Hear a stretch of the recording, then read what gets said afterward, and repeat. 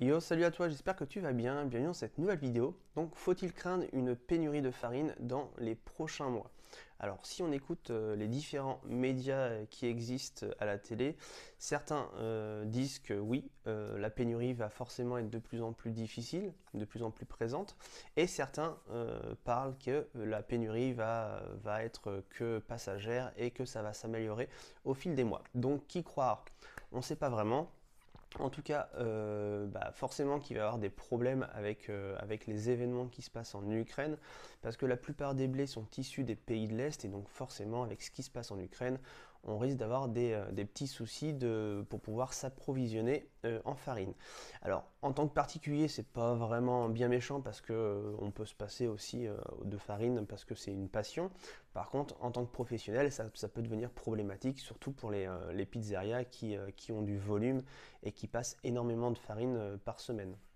Alors comment on peut éviter de tomber dans la pénurie et d'avoir des problèmes?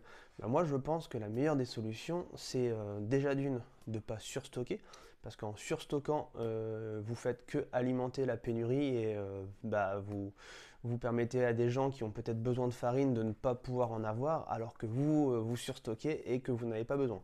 Si vous en avez besoin, c'est bien de stocker aussi, parce que comme un professionnel qui stocke, c'est pas une idée qui est idiote, parce que du coup lui il a besoin de ça pour vivre.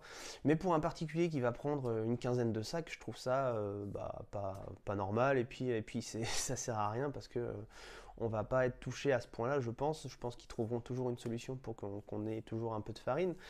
Mais pour moi, la meilleure des solutions, c'est de commencer à aller chercher sa farine dans les moulins locaux. Pourquoi? Parce que les moulins locaux, ils ne sont pas forcément touchés pour l'instant par tout ce qui se passe en Ukraine, et ils ont du stock. Donc c'est le bon moment pour commencer à consommer un petit peu local et aller découvrir, aller voir les moulins, voir un peu ce qu'ils font comme farine, peut-être découvrir des farines que vous ne connaissiez pas, et que vous aviez peut-être des doutes sur la qualité de ces farines pour faire des pizzas, et que vous allez finalement vous rendre compte que c'est des bonnes farines et que ça se trouve à 15 ou 20 km de chez vous, et que c'est beaucoup plus simple pour s'en fournir, et peut-être que le prix en plus est beaucoup moins cher. Donc moi je vous conseille vraiment de vous renseigner autour de vous, d'aller voir, il y a énormément de moulins. Moi, si tu le veux, j'ai créé le manuel indispensable, comment bien choisir sa farine à pizza, c'est le premier lien dans la description. Et dans ce manuel, j'ai créé un annuaire de tous les moulins et minoteries par département. Et du coup, tu peux voir pas loin de chez toi si tu as un moulin ou si tu as une minoterie qui vend de la farine, qui fabrique de la farine.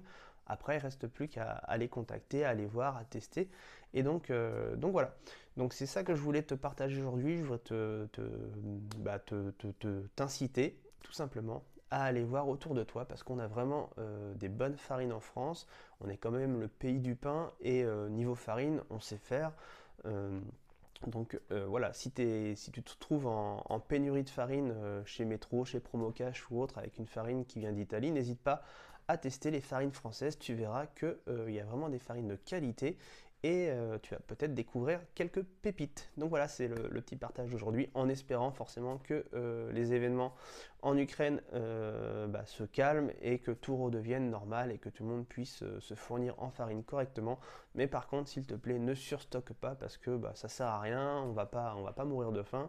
Et si c'est surstocké pour de la passion, c'est un petit peu dommage. Voilà, surtout qu'il y a certains professionnels qui ont besoin de cette farine, et que eux, ils ont besoin de ça pour vivre. Donc voilà, donc faut pas non plus faire l'égoïste, et penser un peu à toutes ces personnes qui risquent de galérer dans les prochains mois à cause des événements de l'Ukraine.